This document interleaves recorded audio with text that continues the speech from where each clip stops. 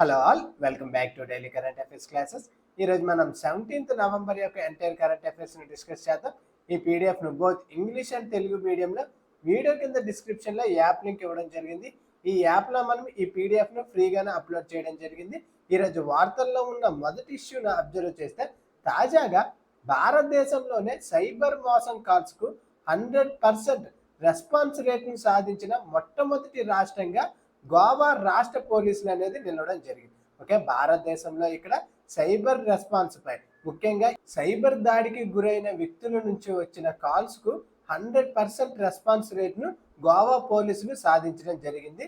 ఇప్పటి వరకు అరౌండ్ 5,000కు పైగా కాల్స్ ను స్పందించడం జరిగింది. ఇందులో భాగంగా 581 అధికారిక ఫిర్యాదులు అనేది రిజిస్టర్లు అవ్వడం జరిగింది. ఇక్కడ మన ఎగ్జామ్ పర్స్పెక్టివ్ లో అబ్జర్వ్ చేస్తే దేశంలోనే మొట్టమొదటి రాష్ట్రంగా ఈ గోవా పోలీస్ దళం అనేది నిలవడం జరిగింది. ఓకే, గోవా పోలీస్ వాళ్ళు ఈ గుర్తింపును పొందడం జరిగింది. 100% రెస్పాన్స్ రేట్ను, సైబర్ కాల్స్ రిలేటెడ్గా 100% రెస్పాన్స్ రేట్ను పొందడం జరిగింది. ఇది అంతటికీ కారణం తాజాగా గోవాలోని cloud based cyber fraud call సెంటర్ను కేంద్ర హోంమంత్రి అయిన అమిత్ షా గారు ప్రారంభించడం జరిగింది. ఓకే, గోవాలోని cloud based cyber fraud call సెంటర్ను కేంద్ర హోంమంత్రి అమిత్ షా గారు ప్రారంభించడం జరిగింది. ఇందులో భాగంగా సైబర్ దాడికి ఎవరైనా గురి అయితే ఖచ్చితంగా వాళ్ళు వెంటనే 1930కి కాల్ చేయాలని సూచించడం జరిగింది. దీనిపై తీవ్రంగా కూడా గోవా రాష్ట్రం మొత్తం కూడా అవగాహన తీసుకురావడం జరిగింది.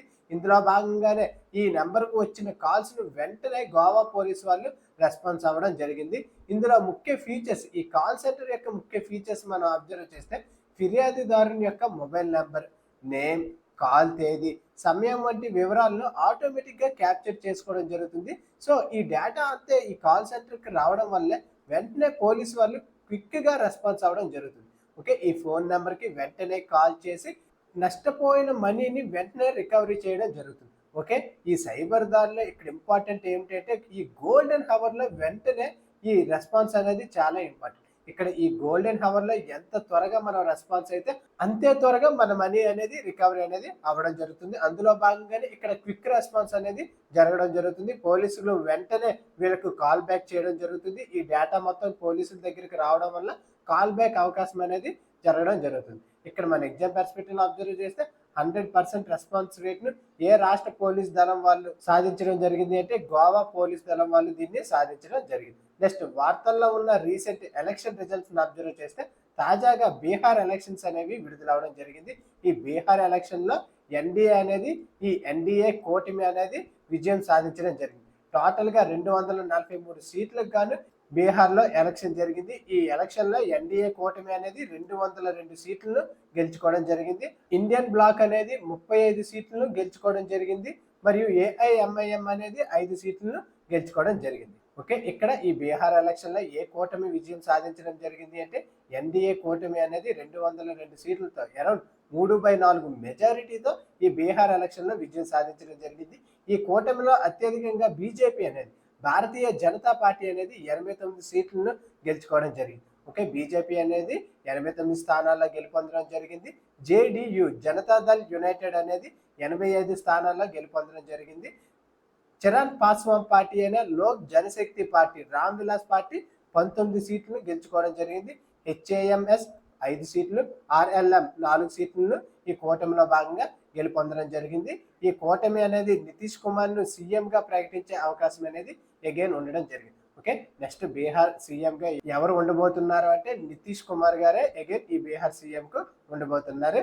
ఇక్కడ ఇండియన్ బ్లాక్ అనేది 35 సీట్లను గెలుచుకోవడం జరిగింది కదా, అందులో ఆర్జేడీ అనేది 25 సీట్లను, ఇండియన్ నేషనల్ కాంగ్రెస్ అనేది 6 సీట్లను, సిపిఐఎంఎల్ 2 సీట్లను, సిపిఐఎం 1 సీట్, ఐఐపి అనేది 1 సీట్ అనేది గెలుచుకోవడం జరిగింది. ఇక్కడ ఎవరితో కూటమి లేకుండా ఏఐఎంఐఎం అనేది 5 సీట్లను గెలుచుకోవడం జరిగింది. మన ఎగ్జామ్ పర్స్పెక్టివ్ లో ఇక్కడ ఏ పార్టీ అనేది విజయం సాధించడం జరిగింది అంటే ఎన్డీఏ కూటమి అనేది విజయం సాధించడం జరిగింది. నెక్స్ట్, వార్తల్లో ఉన్న జిఐ రిలేటెడ్ గా ఉన్న ఇష్యూస్ ని అబ్జర్వ్ చేస్తే, తాజాగా గుజరాత్ కు చెందిన అంబాజీ మార్బుల్ అనేది జిఐ ట్యాగ్ హోదాను పొందడం జరిగింది. ఎస్టర్డే క్లాస్ లో మనం సిక్కిం కు చెందిన 2 వాయిద్య పరికరాల గురించి డిస్కస్ చేయడం జరిగింది. అవి కూడా తాజాగా జిఐ ట్యాగ్ హోదాను పొందడం జరిగింది. ఎస్టర్డే క్లాస్లో వీటి గురించి మనం డిస్కస్ చేయడం జరిగింది. ఈరోజు గుజరాత్కు చెందిన అంబాజీ మార్బుల్ అనేది ఈ జిఐ ట్యాగ్ హోదాను 2025లో ఈ జిఐ ట్యాగ్ హోదాను పొందడం జరిగింది. గుజరాత్కు చెందిన ఈ అంబాజీ మార్బుల్ అనేది తన మిల్కీ వైట్ పాల లాంటి తెలుపు అందం మరియు చారిత్రాత్మక ప్రాముఖ్యత కారణంగా ఈ జిఐ ట్యాగ్ను పొందడం జరిగింది. ఇది చాలా వైట్గా ఉండడం జరుగుతుంది. దీన్ని వైట్ మార్బుల్ గా కూడా పిలవడం జరుగుతుంది. తాజాగా department for promotion of industry and internal trade DPIIT వారు ఈ జిఐ ట్యాగ్ ను జారీ చేయడం జరిగింది. ఇక్కడ ఈ డిపిఐఐటి అనేది ఏ మినిస్ట్రీ ఆధ్వర్యంలో ఉండడం జరుగుతుంది అంటే కేంద్ర వాణిజ్యం మరియు పరిశ్రమల మంత్రిత్వ శాఖ ఆధ్వర్యంలో ఈ డిపార్ట్మెంట్ అనేది ఉండడం జరుగుతుంది. ఇక్కడ జిఐ ట్యాగ్ పొందిన వాటికి ఏ యాక్ట్ ద్వారా రక్షణ పొందడం జరుగుతుంది అంటే 1999 geographical indication protection and trade mark act కింద వీటికి రక్షణ అనేది కల్పించడం జరుగుతుంది. ఇక్కడ పర్టికులర్ గా అంబాజీ మార్బుల్ గురించి మనం అబ్జర్వ్ చేస్తే ఇది ఏ రాష్ట్రంలో ఉండడం జరిగింది అంటే గుజరాత్ లోని బనస్కంత్ జిల్లాకు చెందింది. ఓకే, ఈ అంబాజీ మార్బుల్ అనేది గుజరాత్ లోని బనస్కంత్ జిల్లాకు చెందింది. దీని యొక్క ప్రత్యేకత ఏంటి అంటే పాల లాంటి తెలుపు రంగు ఉండడం జరుగుతుంది. ఈ మార్బుల్ ను ఆలయాలు, శిల్పాలు, సాంప్రదాయ ఆర్కిటెక్చర్ లో విస్తృతంగా వినియోగించడం జరుగుతుంది. తాజాగా అయోధ్య టెంపుల్లో కూడా ఈ మార్బుల్ ను కొన్ని ప్రాంతాల్లో ఉపయోగించడం జరిగింది. ఓకే, అయోధ్య టెంపుల్లో కూడా ఈ మార్బుల్ ను కొన్ని ప్రాంతాల్లో ఉపయోగించడం జరిగింది. ఈ జిఐ ట్యాగ్ ప్రాముఖ్యతను అబ్జర్వ్ చేస్తే ఈ ప్రొడక్ట్ అనేది ప్రపంచ వ్యాప్తంగా కూడా గుర్తింపు అనేది పొందడం జరుగుతుంది. దీనిలో భాగంగానే ఎగుమతి సామర్థ్యం అనేది పెరగడం జరుగుతుంది. స్థానిక చేతి వృత్తి వాళ్ళు, రాతి శిల్పులు, మార్బుల్ పరిశ్రమలకు దీని ద్వారా అధికంగా మద్దతు అనేది లభించడం జరుగుతుంది. నకిలీ అతి తక్కువ నాణ్యత గల మార్బుల్ నుంచి ఈ బ్రాండ్ అనేది రక్షణ పొందడం జరుగుతుంది.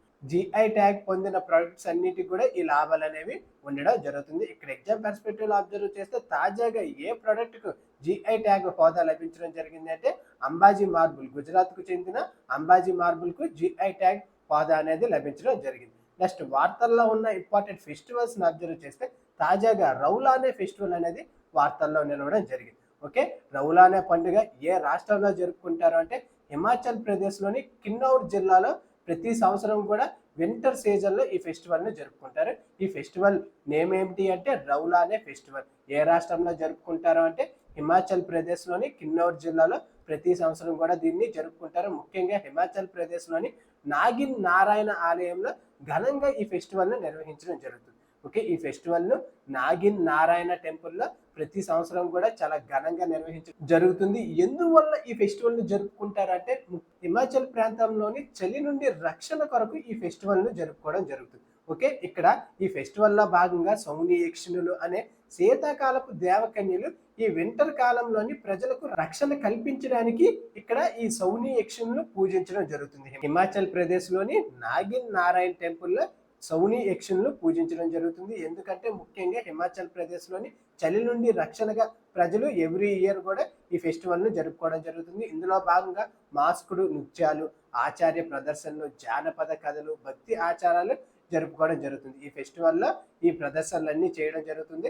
శతాబ్దాల నాటి జానపద సాంప్రదాయం, మౌఖిక చరిత్ర ద్వారా ఈ పండుగ అనేది తరతరాలుగా కొనసాగడం జరుగుతుంది. ఇక్కడ మన ఎగ్జామ్ పర్స్పెక్టివ్ లో అబ్జర్వ్ చేస్తే ఈ ఫెస్టివల్ ను ముఖ్యంగా ఏ రాష్ట్రంలో జరుపుకుంటారు అంటే హిమాచల్ ప్రదేశ్ రాష్ట్రంలో జరుపుకుంటారు. ముఖ్యంగా హిమాచల్ ప్రదేశ్ లోని కిన్నౌర్ జిల్లాలో ఈ రౌలానే పండుగను ఎవ్రీ ఇయర్ కూడా జరుపుకోవడం జరుగుతుంది. నెక్స్ట్ వార్తల్లో ఉన్న ఇంపార్టెంట్ రిపోర్ట్స్ అబ్జర్వ్ చేస్తే తాజాగా నవంబర్ 15వ తేదీన న్యూఢిల్లీలో వార్షిక టెక్ ఫెస్టివల్ అనేది జరగడం జరిగింది. ఓకే, ఇన్నోటెక్ 25 అనే నేమ్తో వార్షిక టెక్ ఫెస్ట్ ను నిర్వహించడం జరిగింది.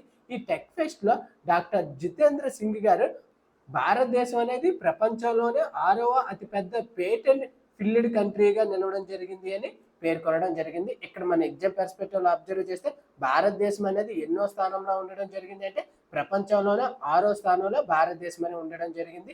ఇందులో భారతదేశం అనేది 64,000 పేటెంట్ను దాఖలు చేయడం జరిగింది.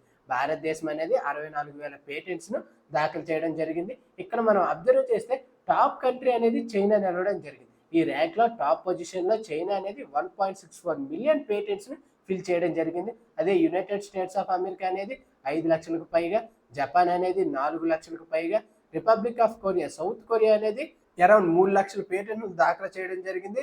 జర్మనీ అనేది 1,33,000 పేటెంట్స్ ను దాఖలు చేయడం జరిగింది. అంటే మన ఇండియా కంటే ముందు 5 దేశాలు ఉండడం జరిగింది. ఇండియా అనేది 6వ స్థానంలో ఉండడం జరిగింది. ఈ పేటెంట్ ఫిల్లింగ్లో ఇండియా అనేది 6th పొజిషన్లో ఉండడం జరిగింది. గ్లోబల్ ఇన్నోవేషన్ ఇండెక్స్లో అబ్జర్వ్ చేస్తే 2025లో భారతదేశం అనేది ఈ గ్లోబల్ ఇన్నోవేషన్ ఇండెక్స్లో 38వ ర్యాంక్లో ఉండడం జరిగింది. ఓకే, 2025లో భారతదేశం అనేది ఈ గ్లోబల్ ఇన్నోవేషన్ ఇండెక్స్లో 38వ ర్యాంక్లో ఉండడం జరిగింది. కానీ గత దశాబ్దంలో మనం అబ్జర్వ్ చేస్తే 81వ ర్యాంక్లో భారతదేశం అనేది ఉండడం జరిగింది. కానీ తాజాగా భారతదేశం అనేది 2025లో 38వ పొజిషన్లో ఉండడం జరిగింది. ఈ గ్లోబల్ ఇన్నోవేషన్ ఇండెక్స్లో భారతదేశం అనేది 38వ పొజిషన్లో ఉండడం జరిగింది. అదే పేటెంట్స్ దాఖల్లో అయితే భారతదేశం అనేది ప్రపంచంలోనే 6వ స్థానంలో ఉండడం జరిగింది.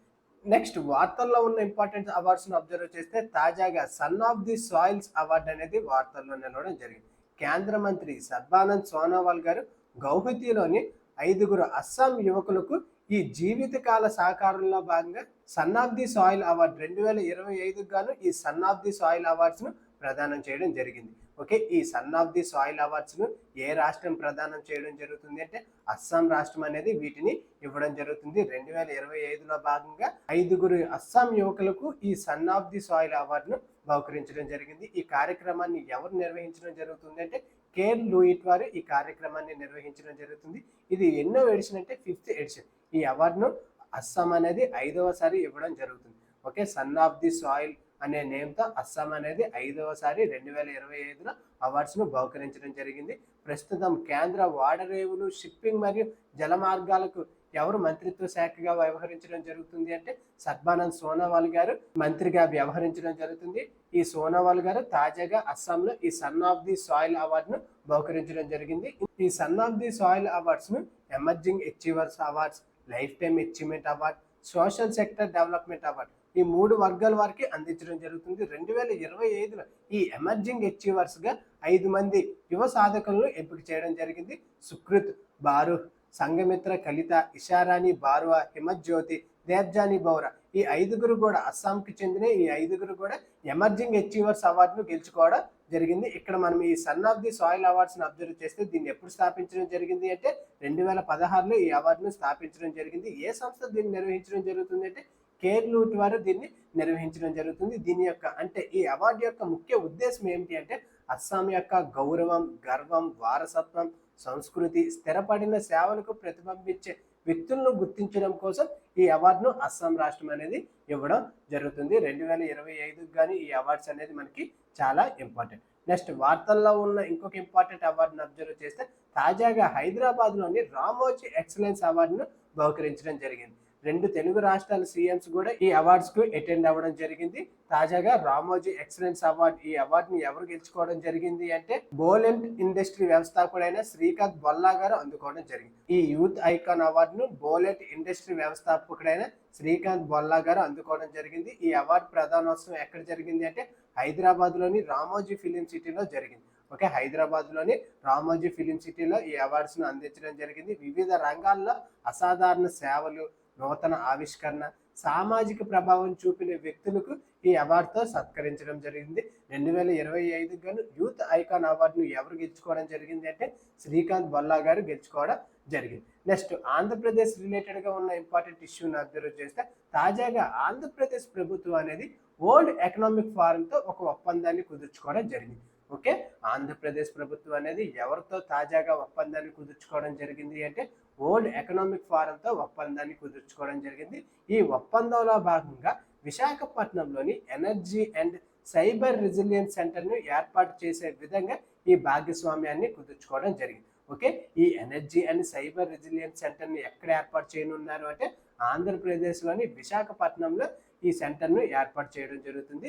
ఈ సెంటర్ కొరకు ఎవరెవరు భాగస్వామ్యం కుదుర్చుకోవడం జరిగింది అంటే ఆంధ్రప్రదేశ్ రాష్ట్రంతో వరల్డ్ ఎకనామిక్ ఫోరం వారు భాగస్వామ్యాన్ని కుదుర్చుకోవడం జరిగింది. ఈ సెంటర్ యొక్క ముఖ్య ఉద్దేశం ఏమిటి అంటే రాష్ట్ర విద్యుత్ రంగాన్ని ఆధునీకరించడానికి మరియు సైబర్ దాడుల నుంచి రక్షించడానికి ఈ సెంటర్ అనేది చాలా కీలకంగా వ్యవహరించడం జరుగుతుంది. ఓకే, అందుకోసం విశాఖపట్నంలో ఈ ఎనర్జీ అండ్ సైబర్ రెసిలియన్స్ సెంటర్ను ఏర్పాటు చేయడం జరుగుతుంది. మన ఎగ్జామ్ పర్స్పెక్టివ్లో ఆంధ్రప్రదేశ్ రిలేటెడ్గా ఈ ఇష్యూ అనేది చాలా ఇంపార్టెంట్. ఈ సెంటర్ యొక్క ముఖ్య లక్ష్యాలు ఏంటంటే grid security, cyber resilience, policy development, risk assessment, capacity building వంటి లక్ష్యాలను ఇది టార్గెట్గా పెట్టుకోవడం జరిగింది. మన ఎగ్జామ్ పర్స్పెక్టివ్లో అబ్జర్వ్ చేస్తే దీనికోసం ఎవరెవరు ఒప్పందం కుదుర్చుకున్నారంటే ఆంధ్రప్రదేశ్ ప్రభుత్వం అనేది వరల్డ్ ఎకనామిక్ ఫోరంతో ఈ ఒప్పందాన్ని కుదుర్చుకోవడం జరిగింది. నెక్స్ట్ స్పోర్ట్స్ రిలేటెడ్ గా ఉన్న ఇంపార్టెంట్ ఈవెంట్స్ అబ్జర్వ్ చేస్తే తాజాగా ఏషియా ఆర్చరీ ఛాంపియన్షిప్ అనేది కంప్లీట్ అవ్వడం జరిగింది. ఓకే, 2025 గాను 24th edition of Asia archery championship అనేది కంప్లీట్ అవ్వడం జరిగింది. ఈ 24th ఎడిషన్ అనేది ఎక్కడ జరిగింది అంటే బంగ్లాదేశ్లోని ఢాకాలో జరిగింది. ఈ ఏషియా ఆర్చరీ ఛాంపియన్షిప్ అనేది 2025 గాను ఎక్కడ జరిగింది అంటే బంగ్లాదేశ్లోని ఢాకాలో జరిగింది. ఈ ఏషియా ఆర్చరీ ఛాంపియన్షిప్ కు బంగ్లాదేశ్ అనేది 3వసారి ఆతిథ్యం ఇవ్వడం జరిగింది. ఏ సంస్థ నిర్వహించడం జరిగింది అంటే బంగ్లాదేశ్ ఆర్చరీ ఫెడరేషన్ అనేది ఈ ఏషియా ఆర్చరీ ఛాంపియన్షిప్ ను నిర్వహించడం జరిగింది. ఈ ఏషియా ఆర్చరీ ఛాంపియన్షిప్ ను మనం అబ్జర్వ్ చేస్తే టేబుల్లో భారతదేశం అనేది టాప్ పొజిషన్ లో ఉండడం జరిగింది. ఓకే, భారతదేశం అనేది టేబుల్లో టాప్ పొజిషన్ లో ఉండడం జరిగింది. భారత్ తర్వాత దక్షిణ కొరియా కూడా 10 పథకాలతో 2వ పొజిషన్ లో ఉండడం జరిగింది. అంటే భారతదేశం అనేది ఈ 10 పథకాల్లో అధికంగా గోల్స్ ను సాధించడం జరిగింది. ఓకే, భారతదేశం అనేది 10 పథకాల్లో 6 గోల్స్ ను సాధించడం వల్ల ఫస్ట్ ప్లేస్ లో ఉండడం జరిగింది.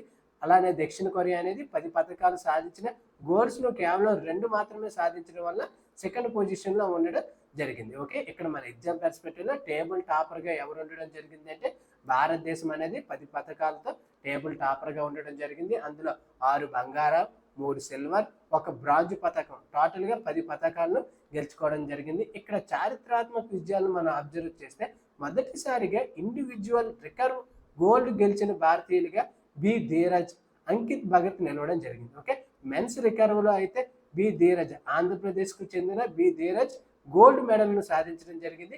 ఉమెన్ రికర్వ్ లో అయితే అంకిత్ భగత్ ఈ గోల్డ్ మెడల్ ను సాధించడం జరిగింది. ఆసియా ఆర్చరీలో వ్యక్తిగత రికర్వ్ గోల్డ్ సాధించిన తొలి భారతీయులుగా వీళ్ళిద్దరూ నిలవడం జరిగింది. ఓకే, ఈ ఛాంపియన్షిప్ లో గోల్డ్ మెడల్ సాధించిన తొలి భారతీయులుగా ఉండడం జరిగింది. ఓకే, వీళ్ళ నేమ్స్ ఏమిటి అంటే బి ధీరజ్, అంకిత్ భగత్. వీళ్ళిద్దరూ కూడా వ్యక్తిగత విభాగంలో రికర్వ్ గోల్డ్ ను సాధించడం జరిగింది. అదే కాంపౌండ్ విభాగంలో అయితే జ్యోతి సురేఖ వెన్న గోల్డ్ మెడల్ ను సాధించడం జరిగింది. ప్రతీక సిల్వర్ మెడల్ ను సాధించడం జరిగింది. ఓకే, ఆంధ్రప్రదేశ్ కు చెందిన జ్యోతి సురేఖ వెన్న గోల్డ్ మెడల్ ను సాధించడం జరిగింది. ప్రతీక సిల్వర్ మెడల్ ను కాంపౌండ్ మహిళా విభాగాల్లో ఈ మెడల్స్ ను భారతదేశం అనేది సాధించడం జరిగింది. ఈ ఈవెంట్ లో టోటల్ గా 200కు పైగా ఆర్చర్లు పార్టిసిపేట్ చేయడం జరిగింది. 30 దేశాల నుంచి 200కు పైగా ఆర్చర్లు పార్టిసిపేట్ చేయడం జరిగింది. భారతదేశం అనేది టేబుల్ టాప్ లో ఉండడం జరిగింది. ఈ ఆర్చరీ ఆసియాకు కొత్త అధ్యక్షుడిగా కాజీ రజీబ్ చాపోల్ ఎన్నికవడం జరిగింది. ఇతను 4 సంవత్సరాల పాటు ఈ పదవిలో ఉండడం జరుగుతుంది. ఆర్చరీ ఆసియాకు కొత్త అధ్యక్షుడిగా బంగ్లాదేశ్ కు చెందిన చాపోల్ గారు ఎన్నికవడం జరిగింది. ఇక్కడ వరల్డ్ ఆర్చరీ ఏషియన్ అబ్జర్వ్ చేస్తే దీని యొక్క హెడ్ క్వార్టర్స్ ఎక్కడ ఉండడం జరిగింది అంటే సౌత్ కొరియా సియోల్లో దీని యొక్క హెడ్ క్వార్టర్స్ ఉండడం జరిగింది. దీన్ని ఎప్పుడు స్థాపించారు అంటే 1978లో దీన్ని స్థాపించడం జరిగింది. నెక్స్ట్ స్పోర్ట్స్ రిలేటెడ్ గా ఇంకొక ఇంపార్టెంట్ ఈవెంట్ అబ్జర్వ్ చేస్తే తాజాగా మహిళల ప్రపంచ స్నోకర్ టైటిల్ ను అనుపమ రామచంద్రన్ గెలుచుకోవడం జరిగింది. తమిళనాడుకు చెందిన అనుపమ రామచంద్రన్ మహిళా ప్రపంచ స్నోకర్ టైటిల్ ను 2025 గాను గెలుచుకోవడం జరిగింది. భారత క్రీడాకారిణి అనుపమ రామచంద్రన్, చెన్నైకి చెందిన ఈమె మహిళా ప్రపంచ స్నోకర్ ఛాంపియన్షిప్ టైటిల్ ను గెలుచుకోవడం జరిగింది. ఈ మహిళా ప్రపంచ స్నోకర్ టైటిల్ అనేది ఎక్కడ జరిగింది అంటే దోహా, ఖతార్లోని దోహాలో ఈ ప్రపంచ ఛాంపియన్షిప్ అనేది నిర్వహించడం జరిగింది. ఫైనల్లో ఎవరిని ఓడించడం జరిగింది అంటే హాంకాంగ్ ను ఓడించి అనుపమ రామచంద్రన్ ఈ టైటిల్ ను విన్ అవ్వడం జరిగింది. ఓకే, 3-2 స్కోర్ తో హాంకాంగ్ ప్లేయర్ అయిన ఆన్ ఈను ఓడించి అనుపమ రామచంద్రన్ ఈ మహిళా ప్రపంచ స్నోకర్ టైటిల్ ను గెలుచుకోవడం జరిగింది. ఈమె ఆల్రెడీ 2024లో ఏషియా స్నోకర్ టైటిల్ కూడా గెలుపొందడం జరిగింది. ఓకే, లాస్ట్ ఇయర్ జరిగిన ఏషియా స్నోకర్ టైటిల్ కూడా ఈమె గెలుచుకోవడం జరిగింది. తాజాగా మహిళల ప్రపంచ స్నోకర్ టైటిల్ ను ఎవరు గెలుచుకోవడం జరిగింది అంటే తమిళనాడుకు చెందిన అనుపమ రామచంద్రన్ ఈ టైటిల్ ను గెలుచుకోవడం జరిగింది. అది ఫ్రెండ్స్ ఈరోజు వార్తల్లో ఉన్న ఎంటైర్ కరెంట్ అఫైర్స్. ఈ పీడిఎఫ్ ను బోత్ ఇంగ్లీష్ అండ్ తెలుగు మీడియంలో వీడియో కింద డిస్క్రిప్షన్ లో టెలిగ్రామ్ ఛానల్ ఇవ్వడం జరిగింది. ఈ టెలిగ్రామ్ ఛానల్లో ఈ పీడిఎఫ్ ను అప్లోడ్ చేయడం జరుగుతుంది. Thank you for watching.